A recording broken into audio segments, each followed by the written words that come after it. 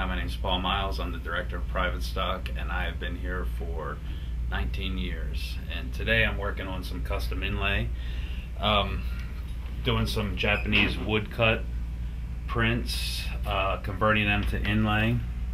And as you can see here, it's just a lot of Xerox, a lot of drawing and redrawing and resizing, and basically just trying to find a good aesthetic placement for the inlay. I usually start around the 12th fret and go expand out in either direction from there, not necessarily marking every traditional fret marker. So I'll go back and forth with it, and whatever, eventually it will start to take shape.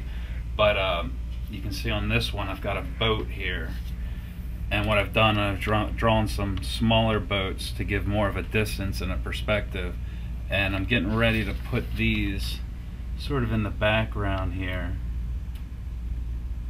And the light table is a great tool for something like this, because you can just do a drawing and shine the light behind it and get a nice placement.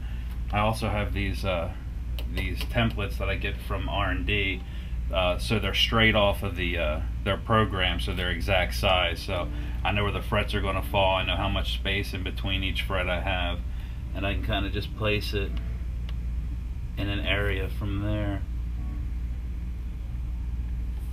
So I'll go ahead and the bottom piece is tacked down, and I'll tack the top piece down just so it doesn't move so much, and I'll start doing some sketching.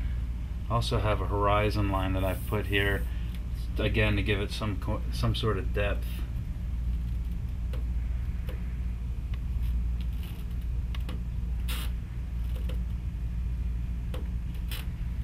And I'm just tracing drawings that I've drawn over and over again. So, and with this particular design,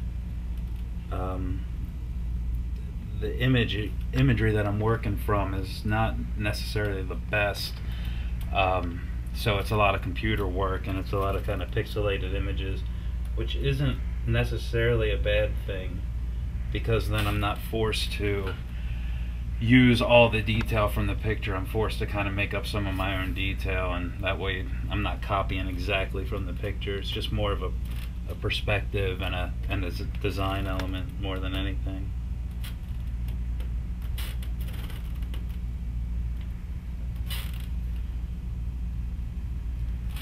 And what I'll do is I'll keep turning the light off so I know where I'm going back and forth.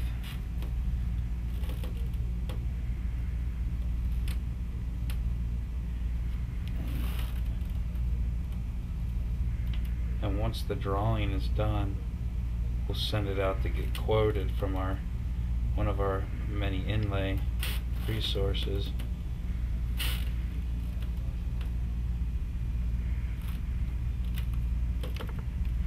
And then it usually goes back and forth a little bit. Maybe I need to tighten some areas up, or not enough detail in some areas, or too much detail in some areas. But whoever's doing the inlay will talk back and forth a little bit to just determine what minimal amount of detail, but to achieve the effect that I'm looking for.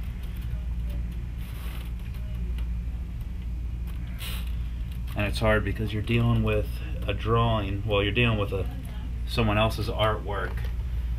In particular, this stuff is really, really old, so you're dealing with that, and then you deal with reproducing it with a pencil, and then breaking that down into just basic shapes, so somebody can go and cut all these little pieces like a puzzle and just kind of put them all together. And traditionally the inlay guys are going to inlay what you give them, so it could be off, and that's going to end up being the drawer's fault more than anything else, because they're not really going to design it, they're just going to copy what you've drawn.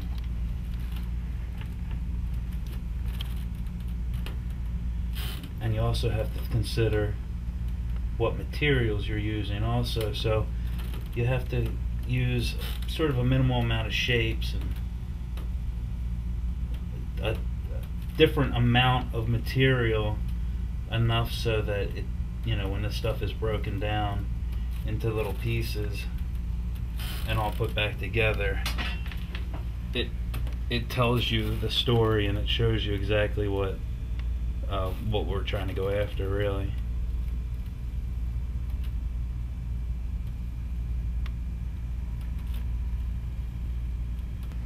Doesn't look like much. The idea again is to keep it simple, and especially with something that you have sort of a distance to. Most of the detail is going to show up in the first inlay, the closest to the viewer, and then as it goes farther away from the viewer, you're going to have less and less detail. As you can see here, you can see a little man there, and there's not going to be that much detail there. And quite frankly, this little boat here may be all one inlay, just to give it that perspective. And the next thing is I will get this to a point where I'm happy with it, and then we'll give it to the dealer or distributor for approval.